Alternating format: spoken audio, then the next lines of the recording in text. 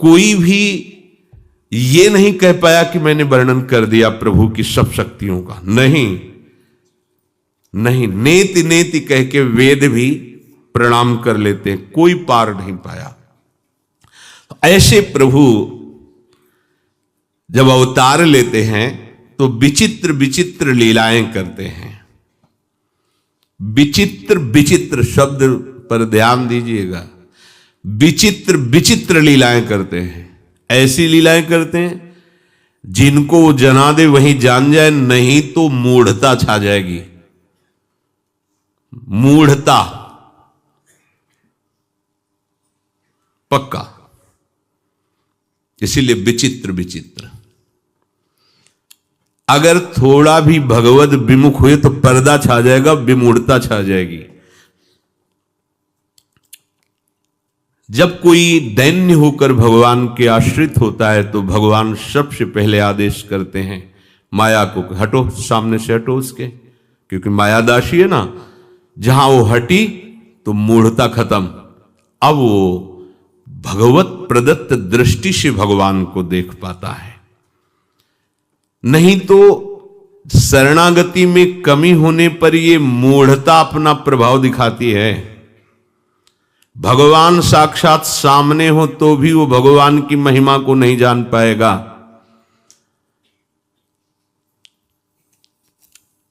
ये मूढ़ता केवल शरणागति से हटती है, ध्यान रखना। इसीलिए बड़े बड़े महापुरुषों को देखा है कि कोई भी गृहस्थ आवे चाहे विरक्त आवे, चरणों में माथा रखते देखा है, सबको प्रणाम कर रहे हैं।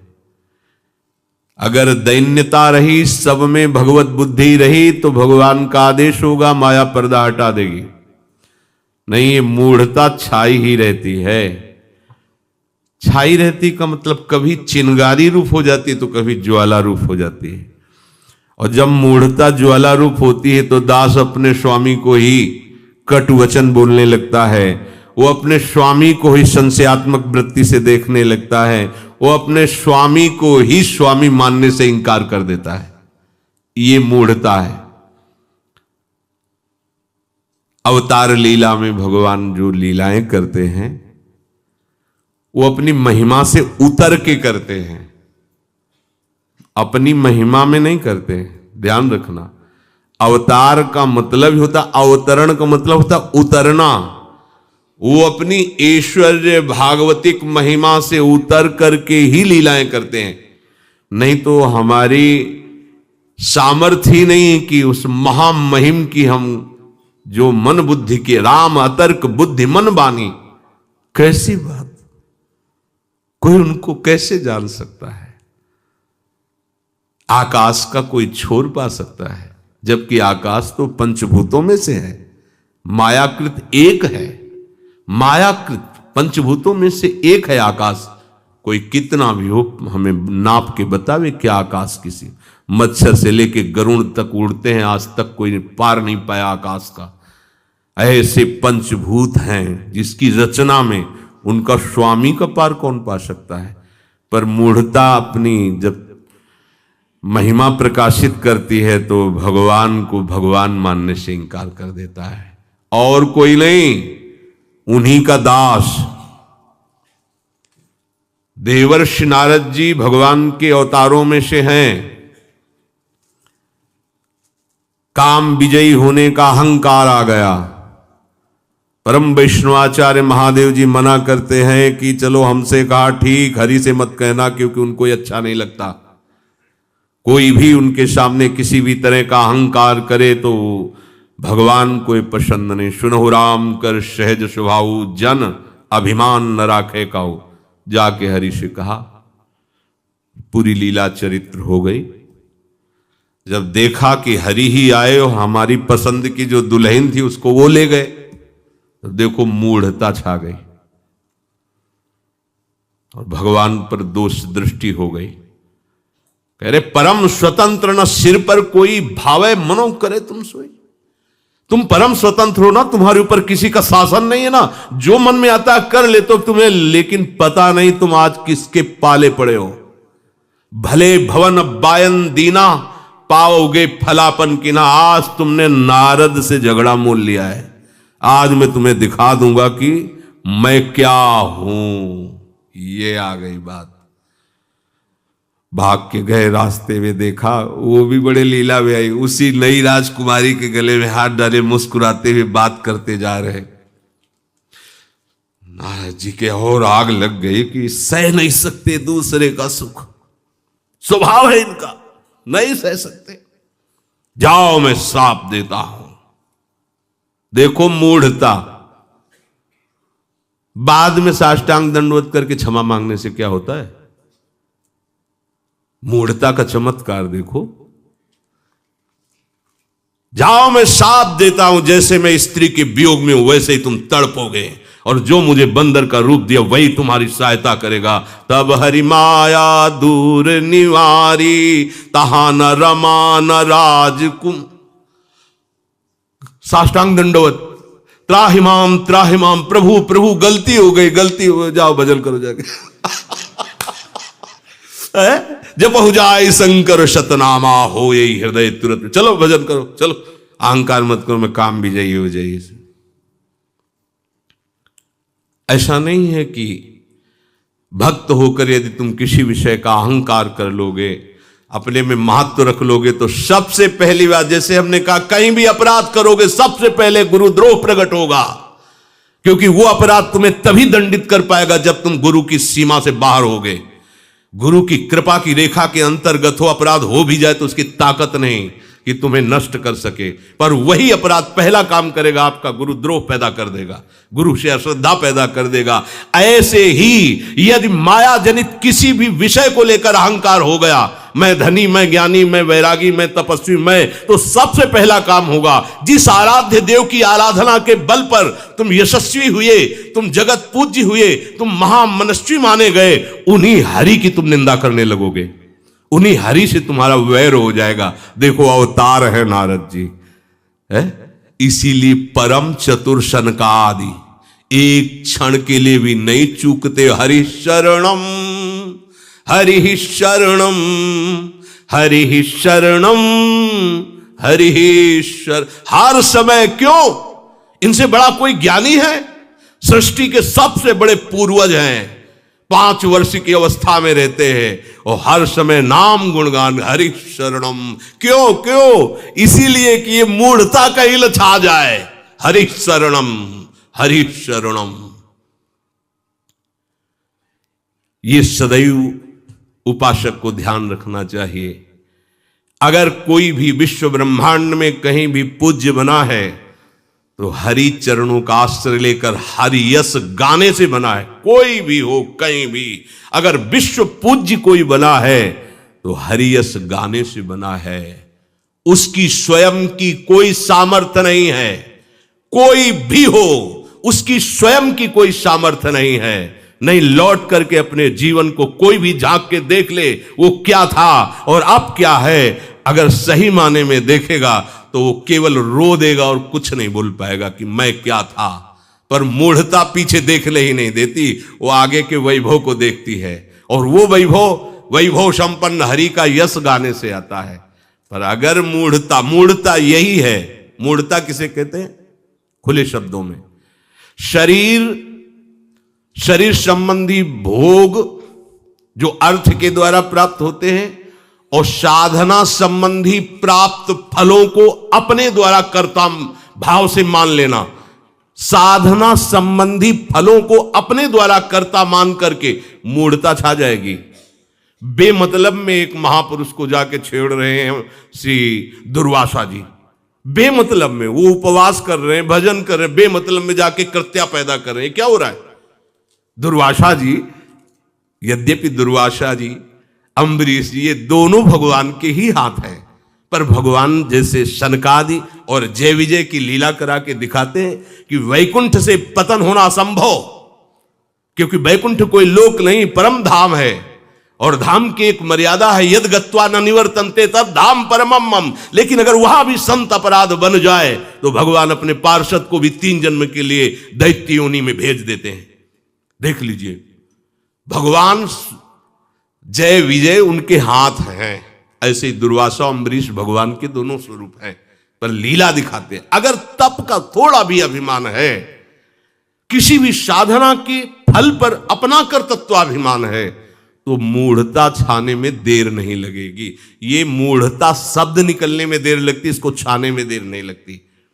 अगर शरीर संबंधी क्रिया, शरीर संबंधी भोग और मान प्रतिष्ठा ऐश्वर्य वैभव जो माया का, इसका तनिक भी कहीं अपनापन हो जाएगा तो ये अपनापन होता ही मूढ़ता से है, और इसी का अपनापन सीधे पर्दा लगा देता है, जिससे ज्ञान ढक जाता है और वो अपने आराध्य देव को ही आराध्य देव मानने से इनकार कर देता है। जैसे देवर्षि नारद जी ने भगवान से कहा, तुम बहुत जो है जलने वाले हो, हमारा सुख नहीं देख सकते, और जबकि भगवान नारद जी के सुख के लिए ही ये लीला कर रहे हैं।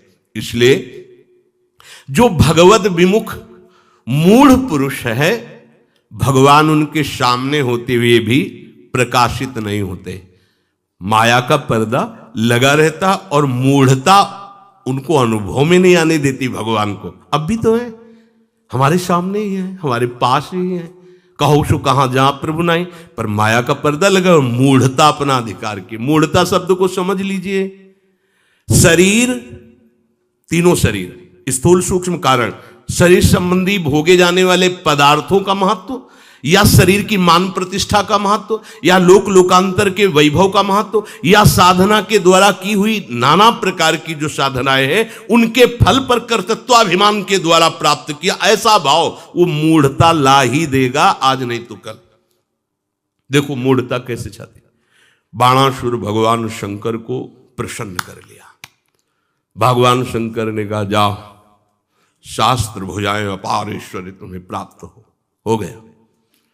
कुछ दिनों बाद भुजाएं दो थी तो बात, 1000 भुजाएं अपार बल, जिस पर्वत में मारता चकनाचूर हो जाता।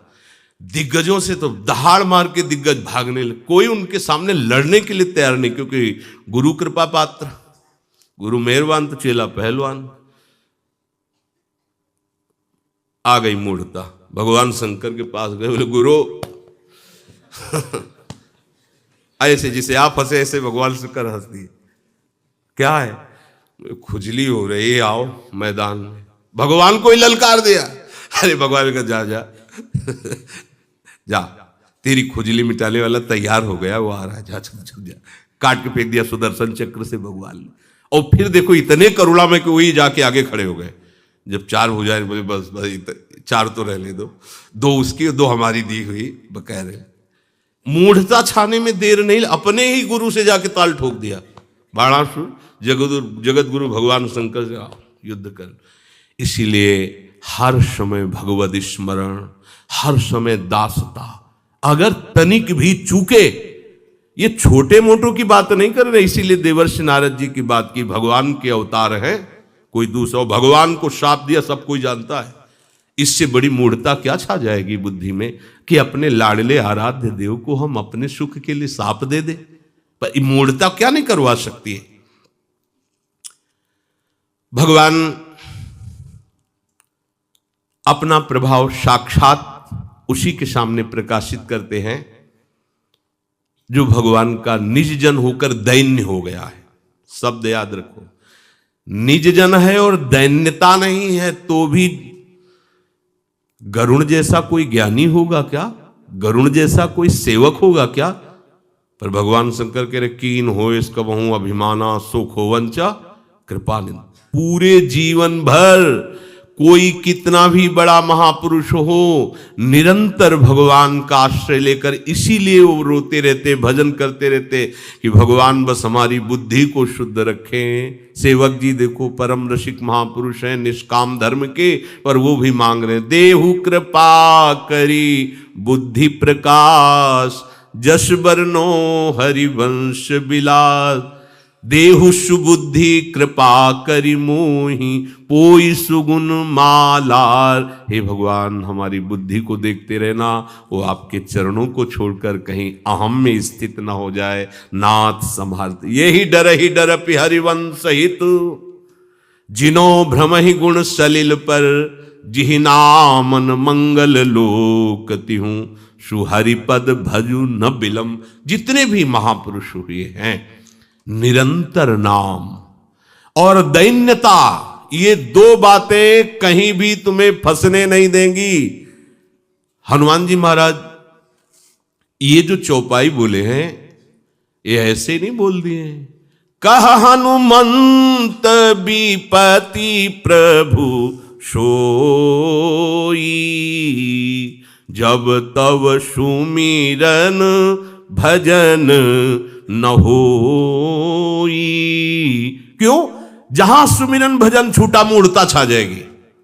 कोई न कोई उपद्रव, भजन छूटा तो सोच लो कोई न कोई अमंगल रचना रच देगी माया। हमारे अंतःकरण से कोई न कोई ऐसी अमंगल बात, अमंगल क्रिया, अमंगल संकल्प बन जाएगा जो हमें फंसा देगा। इसलिए हानि हरिवंश के नाम अंतर परे, निरंतर नाम। कहीं आज तक ऐसे महापुरुषों को चरित्रों में नहीं पाया गया कि वो सिद्ध हो गए तो भजन छोड़ दिया। नहीं, भजन से ही सिद्ध हुए हैं। पूज्य चंद्रशेखर बाबा, जब तक अंगुली में चलने की सामर्थ्य रही तब तक माला चलती ही रही, चाहे अस्पताल में हो चाहे कुटिया में हो। अच्छा, जिन महापुरुषों के ऐसी स्थितियां नहीं हुई तो उनके भी कंठ और ओठ हिलते ही पाए गए, नाम स्मरण करते। रामदास बाबा के दर्शन जब हुए, बड़ी कृपा से, बड़े सिद्ध महापुरुष थे। बस ऐसे शुद्ध नहीं है, बेशुद्ध है, वृद्ध शरीर है, पर अभ्यास कहां जाएगा? निरंतर भजन, निरंतर भजन। सुमिरे सुभजे सु निरंतर मोही। भजन छूटा, कोई न कोई माया का ऐसा झकझोर आएगा जो हमें हमारे प्रभु से विमुख कर सकता है। इसलिए भारी विपत्ति, भारी हानि कही गई है शास्त्रों में, भजन न छूटने पावे। और दैन्यता, अगर आप अपनी बात याद करते रहोगे तो दैन्य रहोगे। क्या हम क्या थे, ध्यान रखना। अगर कोई विषयों पर विजय प्राप्त किया है तो लाडली लाल के चरण प्रताप से। अगर कोई यशस्वी हुआ है तो प्रभु का यश गा के, ध्यान रखना। कोई भी यशस्वी हुआ है तो यश गा के। यश गाने वाले को बहुत सावधान रहना चाहिए, क्योंकि सम्मान रूपी महाविष उसके आगे परोसा जाता है। प्रबोधानंद पाद सरस्वती जी कहते, सम्मानम कलयाति घोर गरलम। अगर ये पी गए तो भाषा बदल जाएगी, ये ऐसा विष है, निकलने लगेगा जबान से। सम्मानम कलयाति घोर गरलम, नीचापमानम शुधा। इसीलिए महाप्रभु चैतन्य देव जी कह रहे हैं कि सदा कीर्तन करने के लिए यह आवश्यक है कि आप तृणादपि सुनीचेन तरोरु सहिष्णुना स्वयं अमानी अमानिना मान देन। तो कीर्तनी यह सदा हरि, तुम्हारी भी सदैव विशद कीर्ति का विस्तार होगा और आप पवित्र कीर्ति भगवान श्री हरि की कीर्ति निरंतर गाते रहोगे। पर इन तीन में से एक की भी कमी हो जाएगी तो आप गिर जाओगे। तृणादपि सुनीचेन, तृण से भी अपने को नीच, दैन्य मानो। अगर ये दैन्य गया तो फिर आप चूक कर बैठेंगे, मूढ़ता छा जाएगी। सहनशीलता गई, तरोरु सहिष्णुना, सहनशीलता गई तो आपको कहीं ना कहीं माया झकझोर देगी। और अमानी, स्वयं अमानी रहकर सबही मान प्रद आप अमानी, अमानी ना मान देने, कहीं आपने मान स्वीकार कर लिया तो आपको माया झकझोर देगी। नहीं तो कीर्तनिया सदा हरि अगर ऐसे रहकर तो कोई भी त्रिभुवन में कहीं भी तुम्हें बाधा नहीं पहुंचा सकता। ये आचार्य महापुरुषों ने ऐसी बात नहीं बोल दी, ऐसे ही नहीं बोला है। तीन बातें कीर्तन करने वालों को सदैव ध्यान रखना चाहिए। नाम गुण कीर्तन, जो उसी से हमारी साधुता है, उसी से हमारा जीवन प्रकाशित होता है। किससे? भगवत नाम गुणगान कीर्तन से। कैसे करना है? बोले तृण से नीच अपन पौ कहे भी मैं बहुत नीच अधम। कहा है आचार्यों ने, कहा हम तो चा परम अधमा। और मूढ़ता छा जाती है तो अपने आराध्य देव को अधम बोल देते हैं, तुच्छ बोल देते हैं। अगर मूढ़ता स्पर्श न करे तो बड़े बड़े महापुरुषों ने कहा, कहां मैं नीच अधम और कहां ऐसी हरि की कृपा। और जब मूढ़ता छा जाती है तो हरि को हम कहने लगते हैं और अपने को हरि मान लेते हैं। वो हरि वास्तविक हो ही जाता है जो हरि का यश गाता है। एक भृंगी कीड़ा दूसरे को चिंतन करा के भृंगी बना सकता है, तो हरि जस गान करने वाला हरि नहीं हो सकता, वो तो है ही हरि का अंश, पर वो हरि स्वरूप से नहीं, देहाभिमान से हो जाता है, जिससे हरि की ही निंदा करने लगता है। इसलिए यहां सावधानी का वर्णन करते हैं कि भगवद विमुखता कभी कहीं भी छू न जाए, ये मूढ़ता छा देगी, मूढ़ता छा देगी तो मार्ग बाधित हो जाएगा। अपने को सदैव दैन्य समझो, हो ही क्या हो तुम। अभी छींक आना चाहे तो तुम रोक सकते हो, अधोवायु आना चाहे तो रोक लोगे क्या? अरे तुम वायु नहीं रोक सकते, अधोवायु नहीं रोक सकते, छींक नहीं रोक सकते, पलक झपकना नहीं रोक सकते, एक रोम को नहीं रोक सकते, तुम कितने सामर्थ्यशाली हो।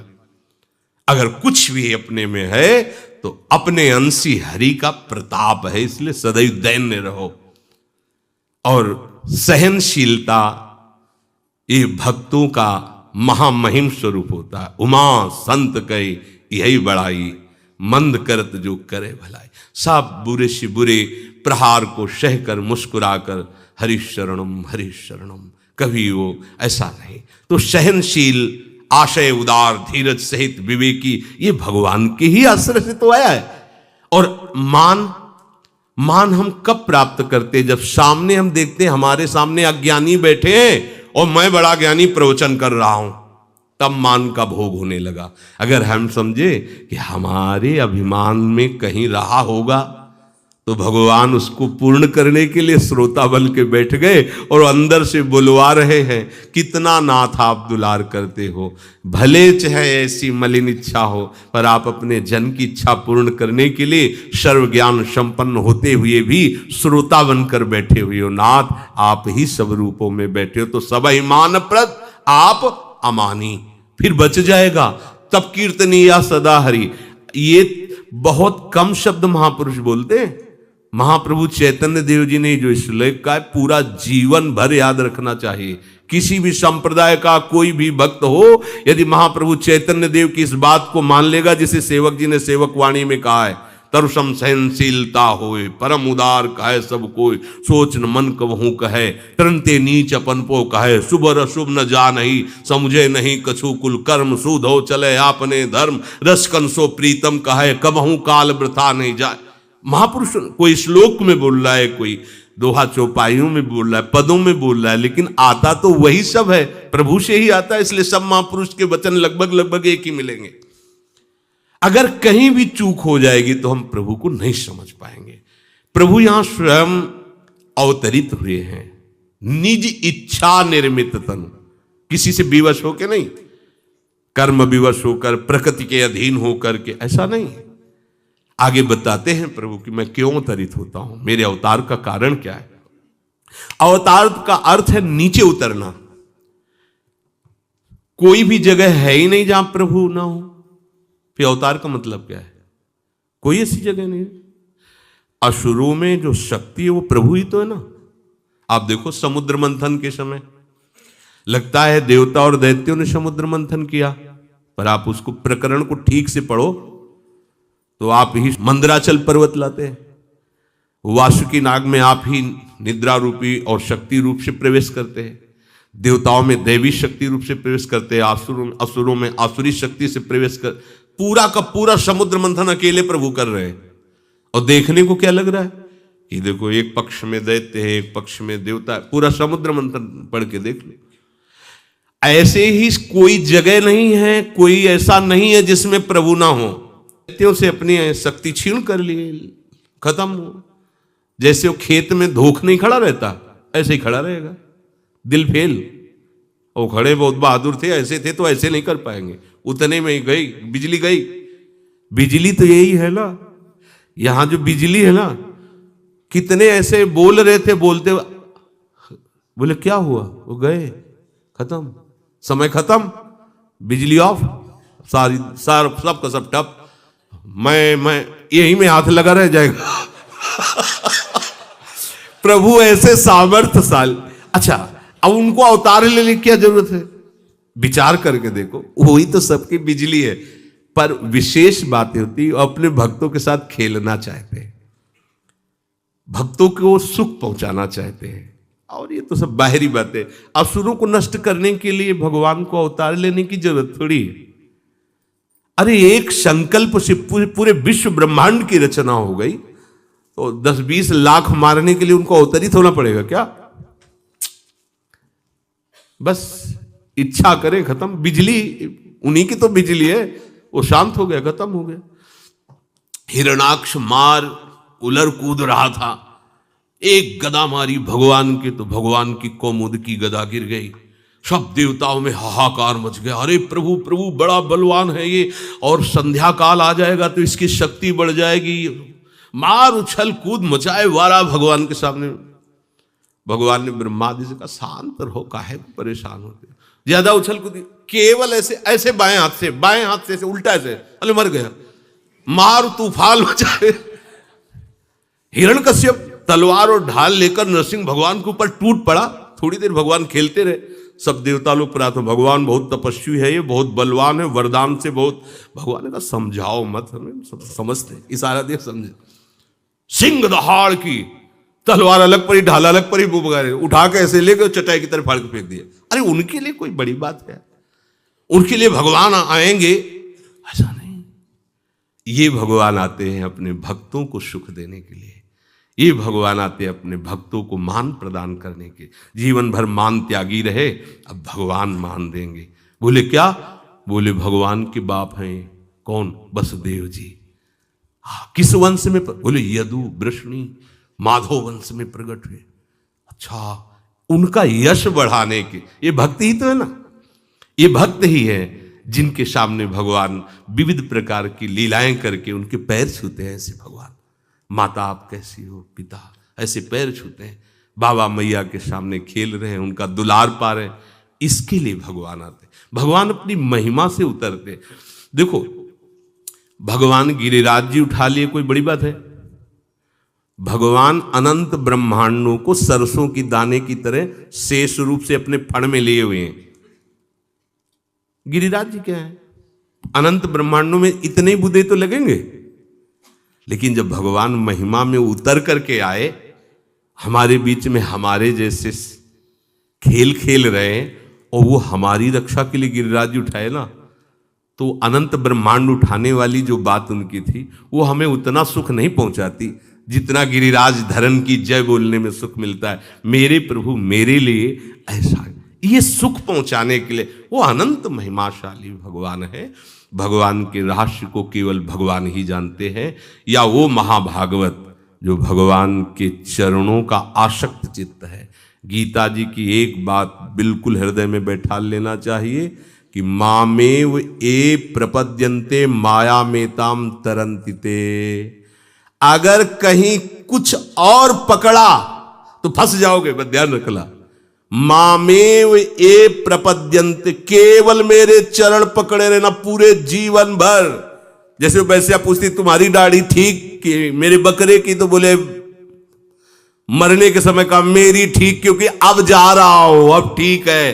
तब तक नहीं ठीक है जब तक प्राण नहीं निकल जाते, कभी भी गंदी हो सकती है। माया अतिशय प्रबल देव तो माया, बड़े बड़े ज्ञानी विज्ञानियों के अंदर भी मूढ़ता पैदा कर दे, उसका नाम माया। इसलिए मायापति बनने की चेष्टा मत करो। मायापति के दास बने रहोगे तो माया अम्मा बनकर दुलार करती रहेगी। मायापति थप्पड़ मार देगी, चिप हटा देगी तुम्हारे अंदर की। यहां एक चिप लगी है भक्ति की। जैसे ज्ञान विज्ञान उदय होता है भक्तों के हृदय में, भक्ति की चिप लगी। जब माया देखती कि तुम स्वयं भगवान बनना चाहते हो क्या, तो चिप डिलीट कर देती है। अब कुछ अपनी चिप लगा दे। अब बदल गई, भाषा बदल गई, अब दृश्य बदल गया, अब कहानी बदल गई। जहां फूल चढ़ते थे वहां कटुवचन मिलने लगे, बात बदल गई। मायापति बनने की जिसने यहां चेष्टा की, भगवान क्या हो के भगवान से बढ़कर हो। ध्यान रखना, भगवान का हो के तो भगवान से बढ़ करके हो। मोरे मन प्रभु से विश्वासा राम दे। और भगवान से थोड़ा भी अलग होकर भगवान बनोगे तो माया आज तक किसी को वर्ण नहीं किए। मायापति शब्द केवल हरि के आगे लगता, किसी दूसरे। वो चिप बदल देगी तुम्हारी, चिप बदल देगी तो सब बदल जाएगा, दृश्य बदल जाएगा, भाषा बदल जाएगी, सब। माया मुक्त वही होता है दैवी हेषा गुणमयी मम माया दुरत्या मामेव ये प्रपद्यन्ते माया में ताम तरन्ति ते। छोटे बनो, सहनशील बनो, सबको सम्मान दो, एकमात्र हरि के चरणों को पकड़े रहो, अर्थात नाम जप करते रहो, बेड़ा पार। थोड़ा भी गर्व करे कि मैं ज्ञानी विज्ञानी तो चिप हटा दी जाएगी। चिप हटी तो भाषा बदल गई, दृश्य बदल गया, क्रिया बदल गई, समस्या ही समस्या पैदा हो जाएगी। वो कृपालु है तो हाथी जैसा अपराध भी निकल जाएगा, फंसेगा नहीं। अपराध बन गया तो भी निकल जाएगा। और अगर उनसे अलग होकर तो चींटी के समान भी अगर अपराध बनेगा तो वहीं चेकिंग में फेल हो जाओगे। ध्यान रखना, बहुत हाई चेकिंग बैठाल दी जाएगी। जैसे मैं कुछ तो जहां चेकिंग हुई तो सब रद्दी कागज बन जाओगे, और अगर सरल में हो तो चेकिंग नहीं होगी, सब हट जाएंगे, चलो चलो चलो। तो चाहे जितनी बड़ी गलती हो, देखो ना, ऐसे ऐसे पतितों को भगवान ने जगत पूज्य महात्मा बना दिया। चरित्र हैं ऐसे। कृपालु भगवान के आश्रित रहो, निरंतर उनका नाम जप करते हो, दैन्य रहो। किसी भी उपासना में भगवान 100-200 नहीं होते। चाहे जहां कोई भी कितना भी बड़ा कैसा भी हो, वो जहां भी जैसा भी है, वो अपने आराध्य देव के बल पर है, और अपने आराध्य देव ही का सब कुछ विस्तार है, दूसरा कोई नहीं है। चाहे जो अवतार हो, चाहे जितने भगवान की महिमा का वर्णन कोई कर रहा हो, वो सब हमारे ही आराध्य देव हैं, दूसरा न कोई। अगर दूसरा कोई है तो फिर जीवन में समझा क्या? क्या समझा? चाहे ज्ञान से ले लो, चाहे भक्ति से ले लो, मतलब थोड़ी होता है। मतलब तो होता है समझ से। समझ यही दोनों की आई है। अगर ज्ञान से देखा है तो सर्वम खलमिदम ब्रह्म, और भक्ति से देखा है तो वासुदेवा सर्वम। भक्ति से देखा है तो सिय राम में सब जग जानी। भक्ति से देखा है तो जित देखो तित श्याम मई। फिर झगड़ा झंझट निंदा स्तुति इसका कोई गुंजाइश ही नहीं रह जाता। सब संप्रदाय, सब भक्त हमारे हरि की ही आराधना करते हैं। चाहे वो जो नाम दे, काली नाम दे, दुर्गा नाम दे, हरि नाम दे, राम कृष्ण शिव कुछ भी बोलो, वो एक ही परम तत्व है। उपास्य जनों को सुख देने के लिए जो उपासक जन है, अपने उपास्य से जैसा सुख प्राप्त करते, भगवान वही रूप, वही भावना, वही सुख का विस्तार करते। इसलिए कभी भी कहीं भी ऐसा आरोप ना कर लेना कि मेरे ठाकुर तो अलग हैं, वो ठाकुर अलग है। हम अपने ठाकुर की बड़ाई करें और दूसरे अवतार की या दूसरे ठाकुर की निंदा करें, मतलब है कि अभी तक जो चिप लगाई गई थी हटा दी गई है। चिप हट गई, भाषा बदल गई, दृश्य बदल गया, भाव बदल गया। चराचर जगत मेरा प्रभु का स्वरूप है, ऐसा सब भक्तों को अनुभव होता है। फिर भगवान की किसी भी अवतार की, भगवान के किसी भी अवतार उपासक की निंदा स्तुति का तो कहीं कोई पॉइंट ही नहीं है। भगवान की स्वयं वाणी है कि मेरे जन्म कर्म दिव्य है, तो तुम पार्थिव से तुलना कैसे कर सकते हो? दिव्य और पार्थिव में अंतर भक्त तो जानता ही है। वो कैसे तुलना कर सकता है भगवान की दिव्य लीलाओं को पार्थिव लीलाओं से? अगर पार्थिव लीला तो चिप हट गई है, बात ये चिप हट गई। कीन हो इसका बहु अभिमाना, शोक हो वंचा कृपा निधाना, महादेव जी गरुण जी के लिए करे। चिप हट गई तो फिर कागभूषण जी के पास जाके पुनः डिलीट चिप में पूरी कथा भरी, तब शांति मिली। तो उपासक कभी अभिमान न करे, सदैव दैन्य भाव से अपने आराध्य देव को ही सर्वत्र मान कर गुरु प्रदत्त आराध्य देव के नाम रूप में आसक्त रहे। बेड़ा पार। श्री राधा वल्लभ लाल।